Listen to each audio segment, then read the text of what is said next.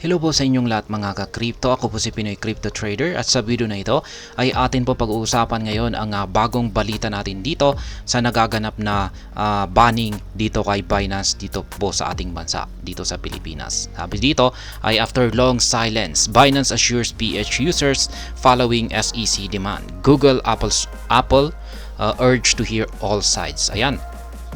Ngayon ay mabuti naman at nagsalita na po itong si Binance kasi matagal po siyang nananahimik.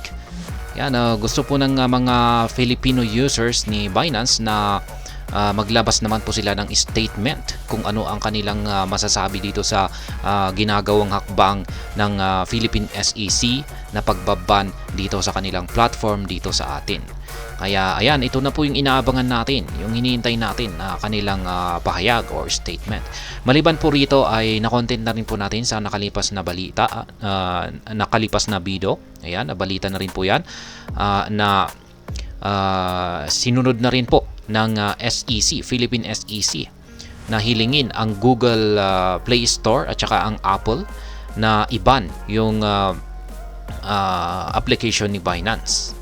Ayan, pero may inilabas na rin po na statement ang Google Play at saka Apple tungkol dito. At yan po ang ating aalamin sa balita na ito or sa video na ito. Pero bago po tayo magpatuloy, ay nais ko lamang po munang bigyang linaw ang aking disclaimer kung saan ang nilalaman po ng video na ito ay hindi po ito isang financial advice. For education and information purposes lamang po ang layunin nito. Maliwan po dito ay nais ko na rin pong magbigay babala na wala pong kahit anumang group chat ang Pinoy Crypto Trader. Ayan, ang balita na po ito ay mula po ito kay BitPinas. Maaari po natin itong basahin kay BitPinas by Michael Meslos po ito. Ayan.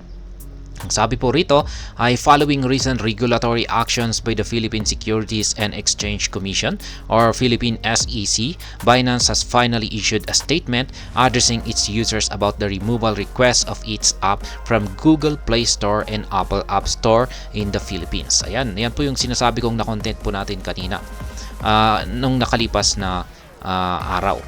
Ayan, kung saan ay humihiling po ang Philippine SEC na tanggalin yung application ni Binance mula dito sa Google Play Store at saka Apple App Store. Meanwhile, both Google and Apple are urged to hear all sides in the issue, which meant listening as well to the side of Binance and its users before considering to remove the app in their online marketplaces. Yan, ito po yung kasagutan ng Google at saka Apple dito sa kahilingan ng Philippine SEC na i-ban ang application ni Binance sa mga stores na ito, mga app store na ito. Yan, sabi po ni Google at saka Apple ay hindi po sila basta-basta nagbaban or nagtatanggal ng mga application sa kanilang store. Kailangan po nilang pakinggan muna yung kabilang panig. Kaya maganda po talaga yan. Hindi po siya one-sided. Ganyan po talaga. Agree po ako rito. Ayan, kasi kung pag one-sided ay ayan, wala talaga. Maganda po talaga ito kung gustong pakinggan ng Google at saka Apple ang side muna ni Binance at saka yung mga users ng Binance app. Kaya ayan, yan po yung kanilang pagbabasihan sa kanilang desisyon kung tatanggalin nga ba nila ito or hindi. Kaya yan, SEC demand app for app removal. The SEC requested that Google and Apple remove Binance applications alleging violation involving the offer of an unregistered securities and operating without broker's license under Republic Act number 8799 or the Securities Regulation Code. Kaya yan po, ito po talaga yung simula kung bakit talagang nais na i-ban ng Philippine SEC itong si Binance. At naumpisahan na po nila na yung pagbablock sa website ni Binance sa web browser po yan, sa mga website, yung kanyang website. Yan, at naumpisa na po nila yan. Pero marami pa rin pong nakakagamit kay Binance sa mobile phone. Hanggang ngayon ay accessible pa rin po siya. Yan, na-confirm ko na po at yan, pwede pa.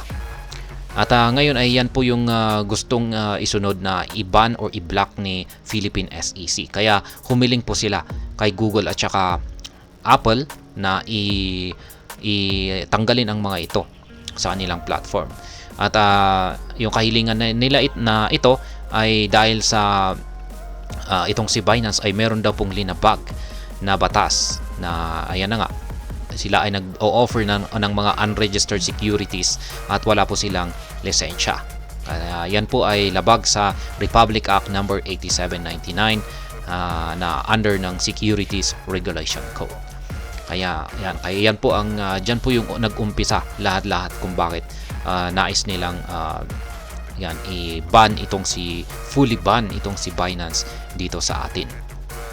This step, the Commission said, is part of a broader crackdown to protect Filipino investors and prevent unauthorized investment activities. Kaya yan, sabi ng Commission na ginagawa daw po nila ito para maprotektahan ang mga Filipino investors sa mga unauthorized na mga investment activities. Kaya yan ang isa pang bagay or dahilan kung bakit nila ginagawa ang pagbaban dito kay Binance. Binance response, Philippine accessibility issues are temporary. Kaya ayan, ito na po yung inaabangan naman natin na kasagutan nitong si Binance na temporary lamang daw po yung accessibility issues dito sa kanilang platform. Kaya sa tingin parang rini-reassure po nila na darating maayos din po ito at ma-access na rin po natin ng walang problema ang kanilang platform. Kaya siguro yan tayong mga gumagamit ng kanilang platform sa website, yan mas maganda po kasing mag-trade sa website kumpara sa mobile phone. Ayan, mas madali kasi sa mobile phone kasi ay masyadong maliit yung screen unless na gumagamit po tayo ng malaki na tablet. Ayan. Ayan, sabi nila ay temporary lang naman daw po ito. Darating din po yung time na maaayos nila ito at muli po nating maa-access yung kanilang website o yung kanilang web trading platform. The Global Exchange also said it is committed to comply with Philippine laws and its going efforts to resolve the situation favorably. Kaya ayan, handang-handa naman po itong si Binance na mag-comply sa anumang patakaran ng Pilipinas. Yan, at sila po ay magbibigay naman daw po sila ng effort para masolusyonan yung ganitong issue. Binance also stressed that the situation is just temporary. Yan temporary lamang daw po ito. It's important to note that in spite of the temporary accessibility issues, Binance is committed to complying with local regulations and securing beneficial outcome for our users. Ayan. Para raw po sa ikabubuti nating mga users ni Binance ay gagawin po nila ang pag-comply sa mga local regulations na ito. Ayan. The exchange also warned against using third-party platforms for accessing Binance. Ayan, nagbigay po sila ng babala para sa mga gumagamit po ng third-party platforms para i-access itong si Binance. Mukhang ito po ay yung paggamit ng mga VPN. Ayan. Please keep in mind that the unfolding situation is dynamic and complex.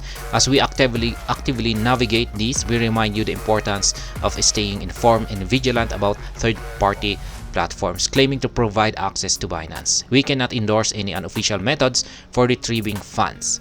Kaya ayan, sa mga hindi po kasi nakakaalam kung paano gumamit ng tama ng VPN, ay ayan, delikado po kasi yan, may risk po yan. Kung gumagamit ka po kasi ng VPN, ayan, tapos yung ginagamit mo pong VPN na platform ay pwede po kasi nilang i-intercept yung information mo dyan. Makukuha po nila yung information mo dyan. Kaya dapat ay kung gagamit ka po ng VPN ay dapat yung trusted na rin, talagang mapagkakatiwalaan. Kaya ayan, may risk po ang paggamit ng VPN. Kaya hindi na rin po nila ini-endorso yung mga unofficial methods na ito para ma-retrieve natin yung ating naipit na funds dito kay Binance. Kaya ayan, pero ayan, accessible pa naman po siya sa mga mobile phones. Kaya kung pag nandyan pa rin po, ipit pa rin po yung ating funds kay Binance, ay pwede pa nating ma-access sa mobile phone. Yan, at wala pong iwasan po muna natin yung last option na lamang po siguro natin itong VPN na ito. Kung hindi na po natin ma-access sa mobile phone, yan, sa web, ay yan na po talaga yung ating last option. At least one time lang naman po natin gagamitin. Ayan, yung kukunin lang naman po natin, i-retrieve lapong po natin. Ayan, pero pag yan po yung binabalak natin na tuloy-tuloy na gagamitin, ayan, sabihin natin na ayaw pa nating umalis kay Binance, tapos aasa tayo sa pag-access nito sa pamamagitan ng VPN, ay ayan, mas nalalagay po yung ating account sa panganib. Nevertheless, Binance is promising to keep its users informed from now on. We urge you to wait for official communication from our team. We will keep you updated on our progress and further actions. Ayan po ang dagdag na sinabi ni Binance. Sa ngayon ay nagbigay po sila ng pangako sa kanilang mga Filipino users na magbibigay na raw po sila ng tuloy-tuloy na information or pahayag sa nagaganap na pangyayaring ito. Kaya ayan, sabi nila rito ay hinihikayat po nila na ayan, maghintay ng official na announcement sa kanilang team. Kaya ayan, tuloy-tuloy lamang po yung kanilang pagbibigay ng kanilang update. Ayan, so sa kung ano na yung kanilang mga progress dito at kung ano yung mga hakbang na kanilang isasagawa. Kaya ayan, kukuha na po si Binance ng kanilang lisensya. Sana ay mabilis at wag nang patagalin yan. Unless na yung SEC po natin ay hahadlangan yan at wala pa unless na yung parang wala talaga silang balak na bigyan ito ng lisensya, ay ayan, magtatagal po yan. Pero sana ay wag naman ganyan ang wag naman ganyan si Philippine SEC. Sana ay makipagtulungan na lang.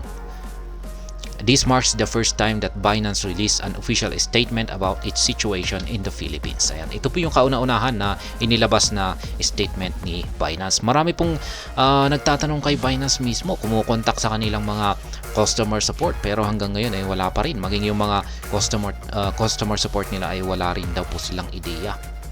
After the SEC released its advisory versus Binance on November 2023, the Binance spokesperson based in South Korea released a statement to the media. Kaya yan, ang spokesperson po mula sa South Korea, spokesperson ng Binance mula sa South Korea ang siyang naglabas ng kanyang statement dito sa media. At ito po yung kanyang aktual na sinabi: "We acknowledge and respect the statement made by the Securities and Exchange Commission of the Philippines. At Binance, we are committed to aligning with applicable local regulations under our new local leadership. We have taken proactive steps to address the SEC's concerns." Ayan. Sabi po ng spokesman ng Binance dito ay ayan, handang-handa na po sila na magsagawa ng tamang hakbang yan para masolusyonan yung itong issue kay Philippine SEC para maayos na po ito. Apple, Google urge to hear Binance in users before blocking Binance. Ayan, ito na po ulit. Balikan naman po natin si Google tsaka si Apple. At yan na nga, gaya ng sinabi natin kanina dito, na hindi po basta-basta nagbaban or nagtatanggal ng applications itong si Apple at saka si Google. Maganda po yung kanilang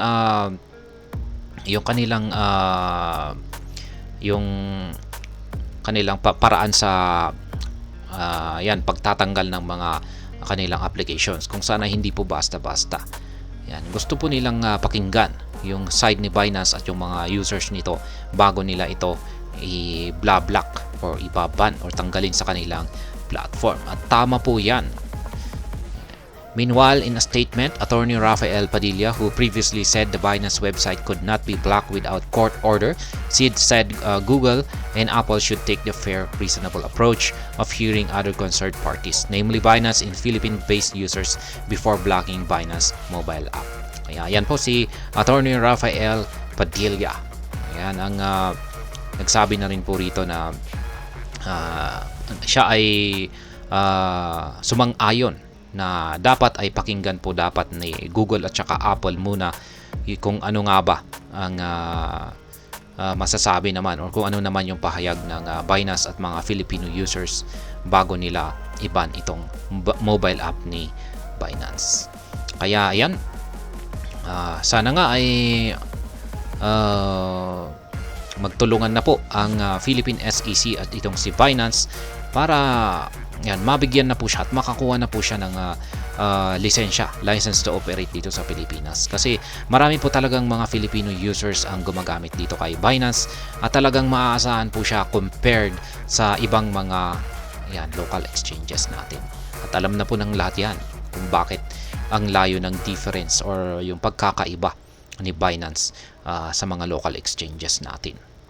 Kaya ayan, kung yan, maraming umaasa na talagang sana ay wag iipitin yung kanyang pagkuha sa lisensya, kasi ayan, may balak po yan, lamang po kasi yung talagang paraan para maayos yung issue ni Binance dito sa Pilipinas. Ang kumuha po sila ng kanilang license, at yan po yung kaya yan po yung kanilang gagawin. At sana ay wag po ulit nilang uulitin yung kanilang ginawa nitong mga nakalipas na taon, kung saan ay nag-apply po si Binance nung yung namumuno pa rito ay ang founder nito na si Ginoong Changping Xiao. Pero yan, inipit po siya.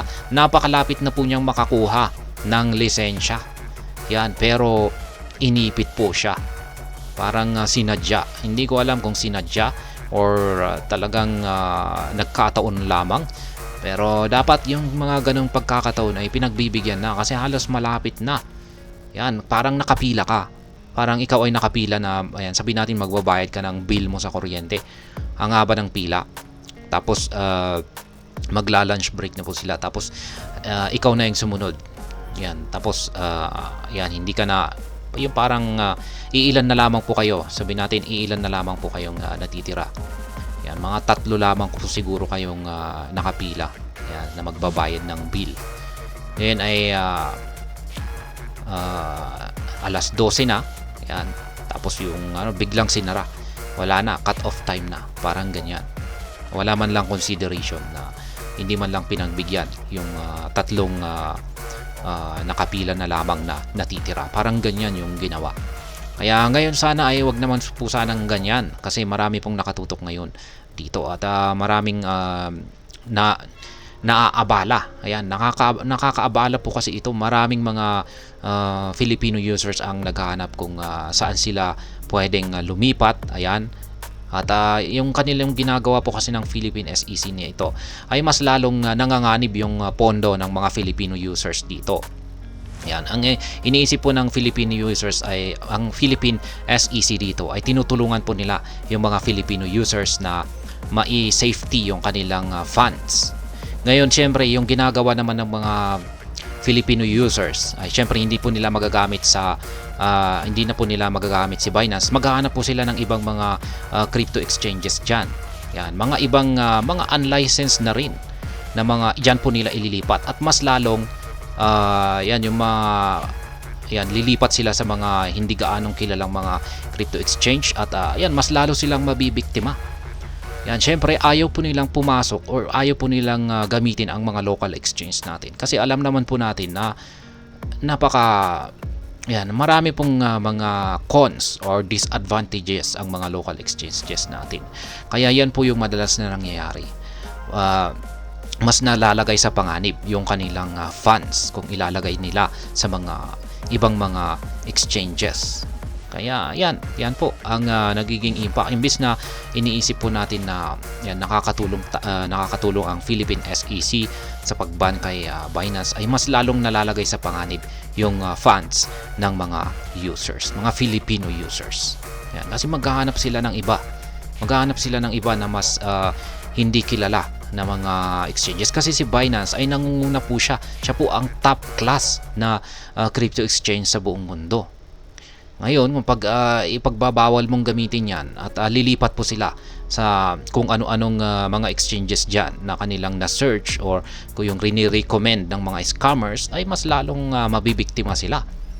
Ayan, kaya yan, syempre hindi naman po sila basta-basta papasok sa mga local exchanges or lilipat sa mga exchanges, kasi yan, alam naman po natin siguro yung dahilan dyan. Kaya ayan, ngayon ay ang aabangan naman po natin dito ay yung mga update naman na ilalabas ni Binance, kasi nangako po sila na yan, madalas na raw po silang magbibigay ng update yan tungkol sa issue na ito dito kay Philippine SEC para masolusyonan po ito. Sana ay maging maayos po ito at wag pong mauuwi sa init ng ulo. Yan, sana ay mapag-usapan nila ito sa maayos na paraan. Ayan, Hanggang dito na lamang po tayo sa video na ito. Sana po ay inyong nagustuhan ang aking paliwanag dito. Kung inyo po itong nagustuhan ay pakiclick lamang po ang like button nito. Para naman po sa mga bago lamang dito, kayo po ay aking inaanyayahan para mag-subscribe. Pakiclick na rin po ang bell icon nito dahil ito po ang siya magsisilbing notification nito sa mga bago kong videos na akin pong ina-upload sa aking YouTube channel na ito. Marami pong salamat sa panonood. Ingat po tayo lagi at God bless po sa ating lahat.